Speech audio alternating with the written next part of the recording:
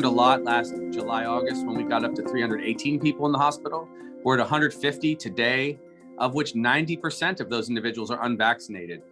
That was Lieutenant Governor Josh Green there giving us an update on what's happening at the state's hospitals. Meanwhile, we just got in this latest numbers being reported from the State Department of Health. The state is reporting 365 new COVID cases today. The breakdown by island shows 76 cases on the Big Island, 14 on Kauai, 44 on Maui, 222 on Oahu, and 9 people diagnosed out of state. And this just in, Hawaii's largest healthcare facilities and networks have announced that COVID vaccines will be required for employees. The mandates will be in place at Hawaii Pacific Health, which includes Kapiolani Medical Center and Straub, the Queen's Health Systems, Adventist Health Castle, and Kaiser Permanente. Officials say the rules go into effect on September 30th or October 1st to give unvaccinated workers time to get their shots. They said there will be limited exemptions and did not say what will happen if an employee refuses. Here's Dr. Todd Allen, Senior Vice President and Chief Quality Officer with the Queen's Health Systems. Really proud to stand with these organizations and the HAH here today and announce that Queen's, this morning as well, announced a required vaccine policy to its employees across all of its sites, effective on October 1. We're working diligently to operationalize the many features that will be required to make this successful. And like other organizations on this call, will allow for limited exemptions based on state and federal policy.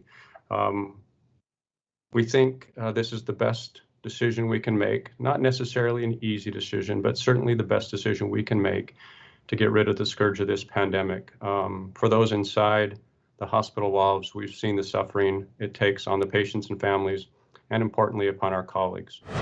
And today, Governor Ige, State Health Director Dr. Libby Char, and Interim DOE Superintendent Keith Hayashi are holding a news conference on kids heading back to class. We'll live stream that press conference coming up at 1 p.m. If you haven't heard yet, Pier 2 will no longer act as a vaccination clinic. Instead, Hawaii Pacific Health has a new location it says better suits demand. Here's Sammy Salino with more on that.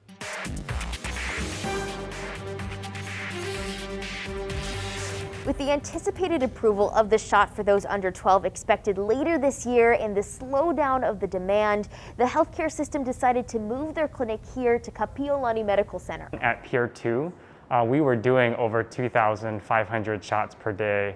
Last Saturday, we closed at around 235 shots. Despite the surge in cases, Hawaii Pacific Health says there's still room in their hospitals. Certainly seen increased activity. We still have the ability to care for the patients that we're seeing, for sure. We have capacity. We're also seeing that it's a younger population and they're less symptomatic. So we're not seeing nearly as many people in our ICUs or in need of ventilation. Officials are urging the public to get vaccinated as soon as possible with high community transmission and kids going back to school tomorrow. So I think it is important to go back to school. But I think what parents need to know is that anyone 12 and older or their household contacts should vaccinate so we can protect those who are too young to vaccinate. Officials say there's a lot of misinformation out there about the vaccine. They hope to clear some of that up. Young women are worried that their fertility may be affected by the vaccine. Again, completely false. That was started by a rumor of a wacky physician in England. Absolutely not true. And then just the idea that somehow the EUA, or emergency use approval, isn't full recommendation for this vaccine, that somehow it's not safe until we get the full FDA approval. And again, not true. At this clinic, you can walk in or make an appointment Monday, Wednesday, Friday, 8 a.m. to noon, or Tuesday and Thursday from noon to 4. Sammy Solina for This Is Now. To business news now. When it comes to visitors, it looks like we hit the million mark last month.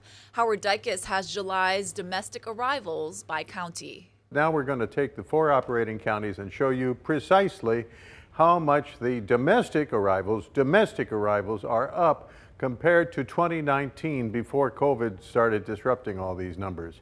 Kauai, first of all, is up roughly 2% from pre-COVID 2019. Oahu domestic arrivals are up almost 16%. Maui County up almost 7%. and the Big Island up almost 12%. But let's go back and do this again, and instead of using percentages, we'll look at the actual number of additional arrivals in July.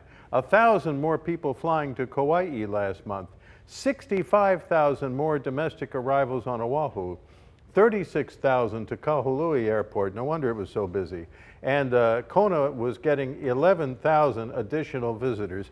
That's arrivals now. Of course, they're not all visitors. Some of them are returning locals and whatnot. But still, we're talking about thousands, not hundreds, but thousands of additional people flying here in July from the West Coast.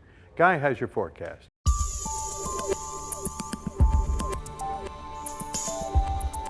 We're not expecting a whole lot of rain until Wednesday. That's when there's a boost in windward and mulka showers expected. Now, those trade winds will run firm today, so it's going to feel comfortable, even though with all the sunshine, temperatures approaching 90 degrees. Humidity levels will be lower, but those humidity levels also present a problem in that they make the fire conditions and the fire threat, the brush fire threat, even higher. Now, there's a boxfish warning going on for South Shores. The influx is in full swing, likely to linger through tomorrow before slowly easing up for the rest of the week. There's not a whole lot of surf to speak of, except for the wind swell coming into the east shore. So we've got breezy trade wind weather for the next several days. Strongest winds today, slowly easing up tomorrow, and then a slight increase in those windward and mulka showers coming in on Wednesday, and then on Saturday, those winds back off. Keep it here on Hawaii News Now. We'll have all your severe weather updates. On the Big Island, evacuation orders have been lifted for communities affected by a massive wind-whipped wildfire that destroyed at least 2 homes over the weekend. However, officials say road closures on Highway 190 between Lalamilo Farm Road and Waikoloa Road and Old Saddle Road are preventing Waikiki Ranch residents from returning home at this time. At last check, the fire scorched 40,000 acres, but that number is expected to rise when updated today. Simone Biles is back in action. The gymnast is said to be feeling better and plans to compete in Tuesday's balance beam final. Jamie Yukas has more on that and other Olympics news. The U.S. women's soccer team lost to Canada 1-0 in the semifinals, dashing the prospect of Olympic gold. The World Cup champions will play for a bronze medal on Thursday. In women's gymnastics, Jade Carey was the sole American competing on the floor. And she nailed it. Her gold medal win followed a setback for USA Gymnastics over the weekend, when Simone Biles decided not to compete in the event after experiencing the twisties, a mental block hurting gymnasts' awareness of their body's position in the air during flips. Performance consultant Robert Andrews worked with Biles for nearly 4 years through the Rio Olympic Games. So what would you advise her to do? Only interact with people that love and support you. Minimize your time with the media. She's told her story. Everybody knows what's going on now. She doesn't have to validate or explain it anymore. So I would just say, calm it down, back out quite a bit. The 4-time gold medalist also withdrew from the final vault event Sunday. She was replaced by Team USA's Michaela Skinner, whose shaky landing but strong overall showing led the 24-year-old to a silver medal. It was an unlikely ending to an incredible career for Skinner. After going to Rio as an alternate in 2016, the Olympian fell behind Biles and teammate Carey in Tokyo qualifiers, leaving her out of the competition. She was prepared to get on a plane home when Biles dropped out. Skinner got a text saying she was back in the Olympics. Meanwhile, in the pool this weekend, Team USA was unstoppable. Caleb Dressel and Bobby Fink both won gold in their individual events, while the men's relay team, anchored by Dressel, took home gold. In shot put Sunday, American Raven Saunders snagged a silver medal, making an X with her arms on the podium. She said it was a way to speak out about oppressed people. Olympics officials are considering penalties against her for a political display at the ceremony. New York Times sports reporter Tarek Panja. She may be in a bit of trouble, a bit of hot water, because the IOC say the podium is a place where it must be clean, where none of these types of protests should be made. Jamie Yuka, CBS News, Tokyo.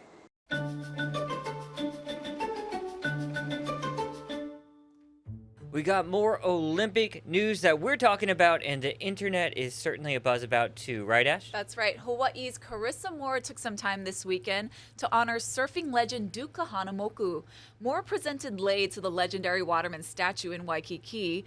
It was Kahanamoku's dream to have surfing in the Olympics, and over 100 years later, Moore became the first woman to win a gold medal in the inaugural competition. Moore posted on Instagram saying, quote, "Surfing wouldn't be what it is today without him and all those who came before." And we have a brand new interview from Carissa Moore that was aired on CBS this morning. We have that on our Olympic shortcast that's already posted to our H&N digital platforms. Let's get to some entertainment news, huh? Yeah, so Rolling Stone has named Beyonce's Formation the best music video of all time. Now, the Grammy-winning music video highlights significant moments in Black American history. It includes references to Hurricane Katrina, Creole culture, and police brutality. Beyonce's daughter, Blue Ivy, also makes an appearance. Rolling Stone says Formation secured Beyonce's spot as one of the most important artists of all time. The video, released in 2016 off the Lemonade album. And The Rock is back on top. Jungle Cruise was #1 at the weekend box office, bringing in $34.2 million in North America alone, $27.6 million internationally, and $30 million from Disney Plus, mostly subscribers from the US. Not bad, pretty much a $90 million weekend. That is very cool for The Rock there, and I'm interested in seeing it. I've been on the ride, of course, at Disney World way back when I was a little one. I actually watched it last night. It was very entertaining. Really? Yeah. All right. You have to fill me in after the show. You guys, that's going to do it for This Is Now. Don't forget, 1 p.m. press conference coming up with Governor Ige.